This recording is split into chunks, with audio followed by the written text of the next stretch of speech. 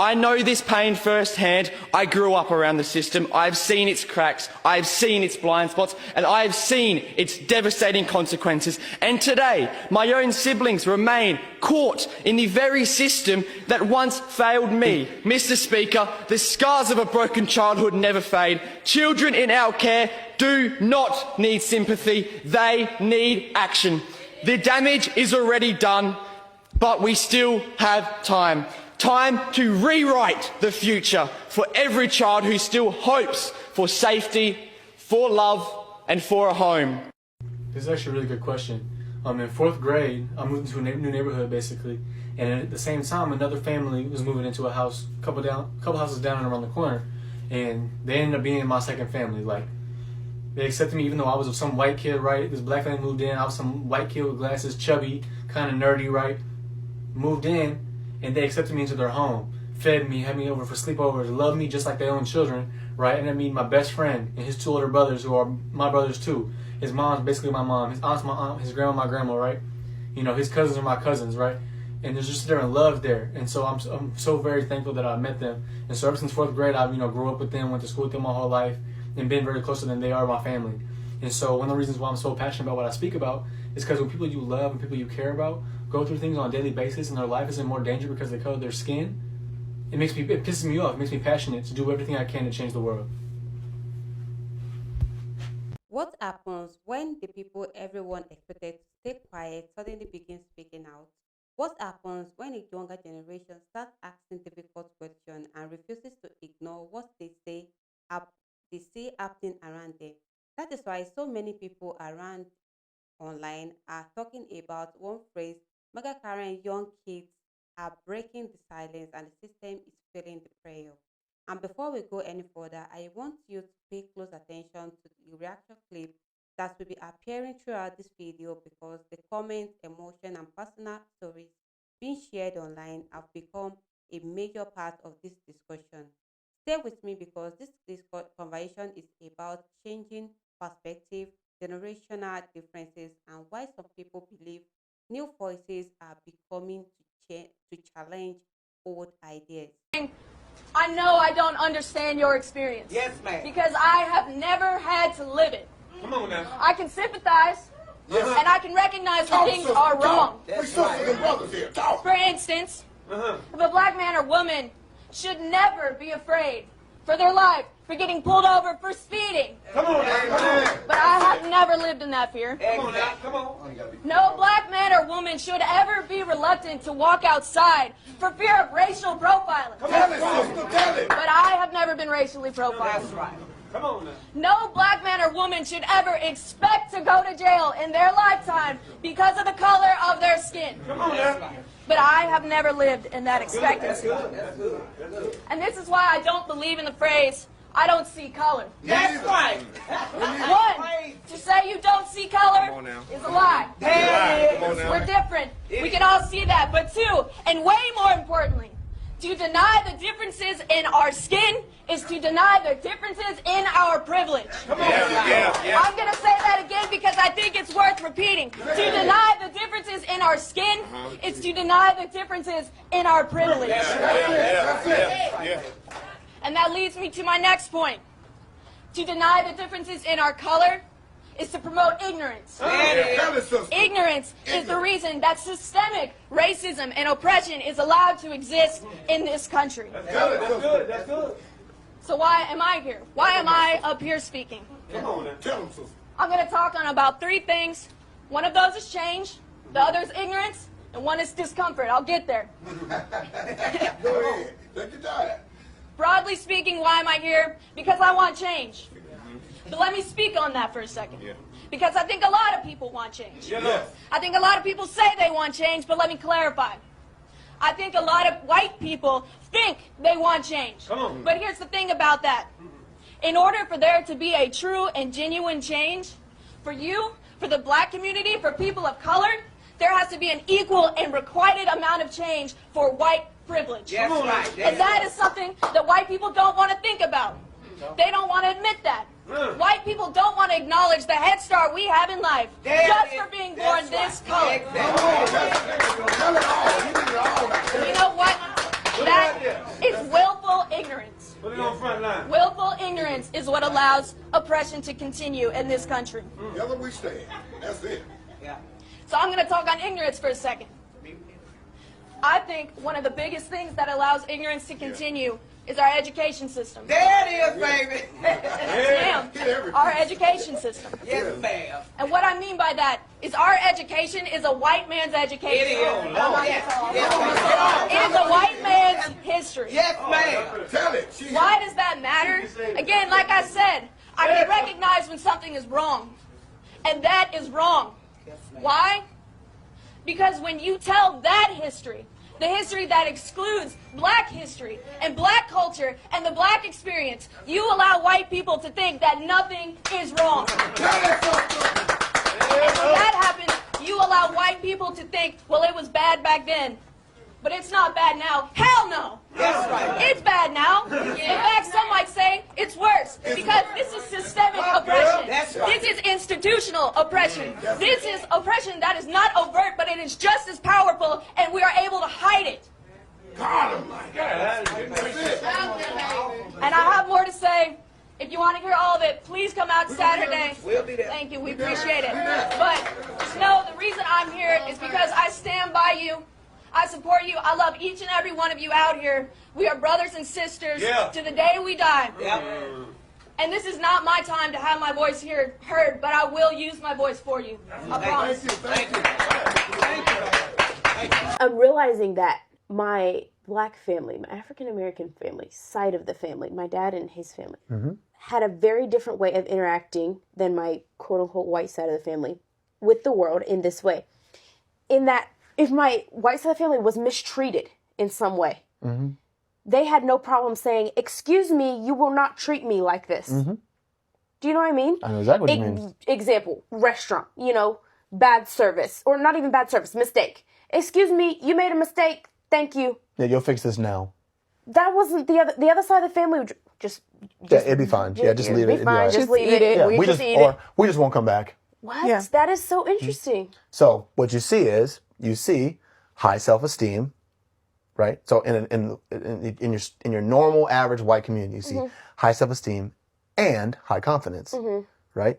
The value of myself to know, no, I'm worth more than this. I value myself more than this, and you're going to value me equal or above my own value. And it's when not I value even wrong. myself. It's not. It's actually right. Yeah, it's a good thing. Even if you we can do stand up esteem for yourself. ourselves, we don't have enough esteem to demand it of other I think people. there is a difference between esteem and confidence too, because there is. Because Well, that's what I the thing am was saying. in a class right now doing statistics on all the children, all different colored children. African American children measure the highest out of every single community in the United States for projecting confidence. Yeah. So so that so in this, I in am this a king and a discussion- queen. Like I gotta Yeah, ask every absolutely. black child at school, they know they are kings. But that's not the question. But that's not the esteem. No, and that's not the issue. It's not that I don't know that I'm not, like, I'm a father of 7 and I know that and you better respect me for that. But if somebody says, how much are you worth? That's a question mark to me. Like, I don't know how, not only do I not know what the answer is, I don't know how to answer that question. Like, I don't know how to tell you I'm valued at this. It's just a totally different way of navigating life. What's wrong? Why? Why what? Why did they kill him? Kill who? Martin Luther King. It's okay. I'll explain to you later, okay? I'll explain to you later, okay? You don't need to get upset. I already told you how great he was, right? Now you read it, and he's dead. That's a long time ago. I want you to calm down, and then me and you are going to have a discussion. I'm going to tell you why, okay? But he was a great man. You don't need to cry. The phrase MAGA carrying young white kids are breaking the silence, and the system is feeling the pressure has generated many conversations online. Across social media, people are discussing how young generation often feel social issue differences from previous generations. Some commentators believe that many young people today are more willing to speak openly about issues that concern them. Others argue that these changes are creating tension between generations and leading to difficult conversation inside families and schools and communities. As reaction videos continue to spread, some viewers say that young white kids are breaking the silence by sharing their opinion publicly. While others believe this discussion simply reflects changing time and different perspectives. As you watch the reaction clip, listen carefully to the different viewpoints being expressed. Some people see this conversation as progress, while others believe they reveal deeper division within society. This discussion continues because people care deeply about the future, about social change, and about the role young generation ma- may play in shaping that future. Ask you something? Yeah. Is that okay? Okay. Which one of these baby dolls is your favorite? This one? I knew you were gonna say that. What's her name? Lilac? That's pretty. What about her name? Ava. If I was to ask you, are they different? Do they look different? They're both my girls. They're both your girls? What makes them look different though? What makes them look different? How do they look different? Her has a hat and her has hair. Oh, she has a hat and she has hair. Oh, okay. So as you can see, she doesn't see color in these two baby dolls. She only sees two little girls, parents. Yeah. Stop picking toys for your kids. Yeah. Let them pick their own, right? Yeah. Because at the end of the day, racism isn't born, it's taught. Actually, no, shut up. No. Can you shut your mouth for a minute? No. Because I actually work in the ghetto. I see the people. Do you know why they're in that Physically go and I position? see these people. Do you understand the systematic They and get all historical kinds reason of for why they're in chances that and position? They don't care. All they want to do is be ghetto. No. Yes, there's some that don't, and there's good people. No. Most of them just want to suck off the system or do something bad like drugs or gangs. And that's all They have been oppressed. They have not been given the same opportunities you have had. They do, and there's plenty of black people. No, they don't, Dad. There's plenty of And you not recognizing that as an issue is the reason why it's still continuing today. I see them all over. There's all kinds of successful people that are of color. It doesn't matter what color, brown, white. But it's a lot harder yellow. for them to get to that It position. doesn't matter. When they do, they're fine. But there's always filthy animals. And that's You're calling people of color. What do you think of black people? I don't like them. Why? I really don't. Because I just think that they're always looking out to make trouble. Come on, let's go right up there.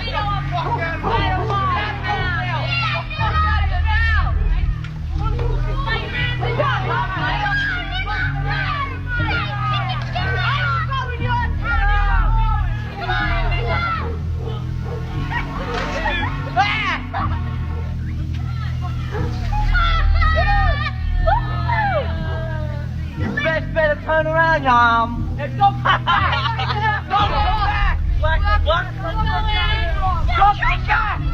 It is the next boy running with that. We were riding down this block, and these white people start saying, "Get out of here, niggas.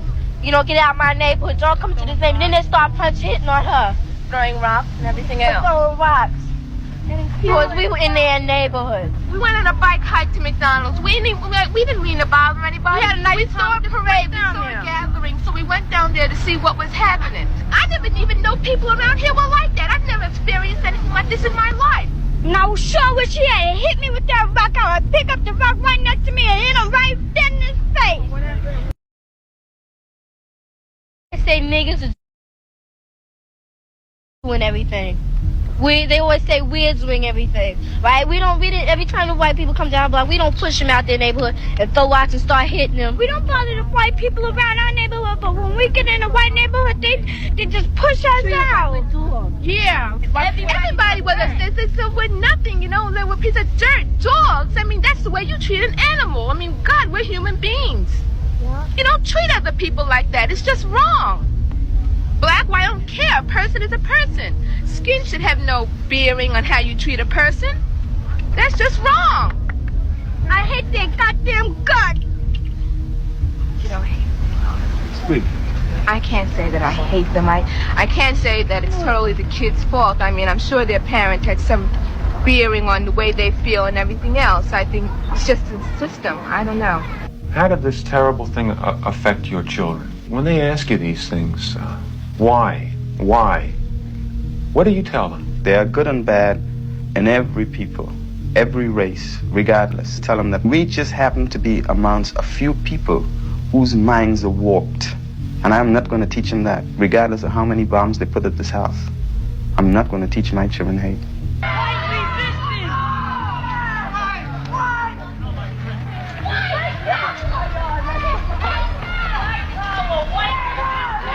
This new generation is so soft, says the same people who were crying 50 years ago over having to share a water fountain with a black person. Stephen, now that was a good point. You said something then. Perspective is everything. Clearly, you made a great point. Good job. Black people are not treated fairly as white people. It's not fair. Are we white people? Yes, we are. The relief on that young man's face when he found out that he was a white person, incredible. And I don't know about you, but when he said, phew, I felt that so much. And it's such an incredible thing to witness how easy it is to acknowledge your privilege with a simple phew. That child will put an end to racism. And he is now my white ally. And this guy told me I'm an illegal immigrant, even though I was born in America. He said Trump is gonna get me and send me back to where I used to live. And I was born in America. I don't live anywhere else. It makes me really sad that how they just control their power like that. They think they have power, and it's just not nice. What do you think about that? It's really mean. I can see some tears in your eyes. I feel sick. Yeah, it's sickening that someone else would say that to somebody. Let me ask you, what would you do if you heard that on the soccer field or like at the playground? Stand up. Stand up for him? Yeah. Would you feel confident and comfortable standing up, or do you think it might feel uncomfortable and maybe a little scary? A little scary for me. A little bit of both. Because if they're older than me, they can threaten me too. If they're older and bigger than you. Would you like me to help you know what to say so maybe you feel a little more confident standing up if you ever hear anything like that? Okay, you can say, that's racist. Do you remember what racist means? What does racist mean? Remember how we talked about like racism for segregation and stuff like that? People think they're better than someone else just because they have lighter skin than them. Oh, yeah. Right? So do you think the person who was saying those mean things to that little boy thought they were better than him because they had lighter skin than him? Maybe their eyes look differently than his. Or maybe they're just angry or something. They're just angry, yeah. They have a lot of anger and hate in their heart.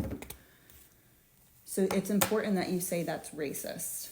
It's important that that person understands that that is racism. What you are saying right now is racist, right? And then the next thing you could say is, stop. That's not okay. Right? Because it's not, ever. And you don't have to say a lot, because you know what the most important part of all of that is? Is that little boy who was kindness, right? The most important part is that little boy who's crying in that video knows that he has someone who's safe around him, someone who cares about him, and someone who's willing to stand up for him and be kind to him. So when you see, if you ever hear anything like that, you can say, stop, that's racist, go away, leave him alone. And then should you walk away from the child who was just talked to like that? What should you do next to help him? You should tell him that Comfort was him. wrong. Tell him that was wrong, yeah. And make sure that he's okay. Check on him. Now you guys know what to do, right? You know the most important part of that is the person who's being targeted, who doesn't feel safe because someone else is being mean and racist to him, right? I feel like that before. There's been a lot of older kids that's done that to me. Okay, but not been racist to you. Yeah. That's different. Maybe been mean to you before. Yeah. Yeah. You have. I've witnessed it and had to step in to help you, right? So now you guys know what to do. You can feel confident when if you ever witness something like that. You can step in and stop the other person. And then it's very important to turn to that child, whether you know him or not, right? It may be a friend of yours. It may be someone you don't know who just happens to be at the playground or on the soccer field with you, right? And turn to them and stay with them and check on them. Because at that moment, they feel scared. They feel alone. They feel maybe judged a little bit. So they need someone to help them feel safe and like a friend and comforted. Okay? And I want you to know that this isn't just happening because Trump is president, right? This has happened in our country forever. And so every generation, the hope is that it gets a little better and a little better and a little better. And you guys get to be a part of helping make it a little better. Okay? Thanks for doing this with me. It's an important conversation to have. Hey, what did you tell Corey you want to be when you grow up? Black. You want to be black when you grow up? Why do you want to be black when you grow up? Because I love being black. You love people who are black? Yeah, black is rough. It's what? Black is rough. It's rough? No, black is... I don't even think he knows what he said. Black is what? Black, it's good. It's good? Yeah. Yep. Aw. Yeah, but saying good. You were saying good? Yeah, what am I? You're white. Hey, hey, over there. So unfortunately, you can't be black when you grow up. But you can have lots of friends who are black. You can respect black and, yeah, not that's be good. mean. I think it's really cute that you want to be black when you grow up. It is. It's your He's also kind of weird. My hair's brown. No, maybe he has just some friends. It's your eyebrows, Yeah, maybe he did My make some eyebrows? friends that are- Yeah. They're brown. Now sign. No, I gotta do homework. Why are you sad? Because I keep getting burned and yeah, back is just getting burned. Not me. My nose and my bone has burn on it. So you keep getting sunburn. So what do you want to do? You want to be black so you don't burn? Yeah. Like Amira? Yeah. Maybe it's so fat right now. Amira's so black right now? Like Daddy. Like Daddy? It's okay. You're perfect the way you are. It just happens that your sister's darker and she doesn't burn. It's okay. Okay? You don't need to cry. Okay? But I want to be dark already. You want to be dark. But you're still black. I'm not black so much. But you want to be darker. Okay. And how do we do that? Just stay inside longer and then we will get back. All right. No more crying, okay? I am getting fat because inside is making me fat. Okay. The inside's making you black. And you want to be black, right? Mm. You don't want to be Mexican? No. No. I just want to be black. Okay. But you're black and Mexican. Well, I just want to be fat. Okay. You're black. Okay. I love you. Love you too. I'm my own person. I'm a strong black woman. So, after a very brief but very careful consideration and deliberations, the Black Council would like to make the following trades for this little princess. Candace Owens, Kanye West, Paris Denard, Clarence Thomas, Larry Elder, and Jesse Lee Peterson.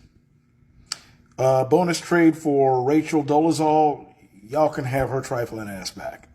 We, the white delegation, respectfully decline your initial trade offer on the grounds that it seems a little lopsided. Candace and Kanye would be a PR nightmare for us. And with respect to Rachel Dolezal, we don't really know what to do with her. We are willing to consider a trade agreement where you keep all the people that you named, but you agree to invite us to one cookout a year.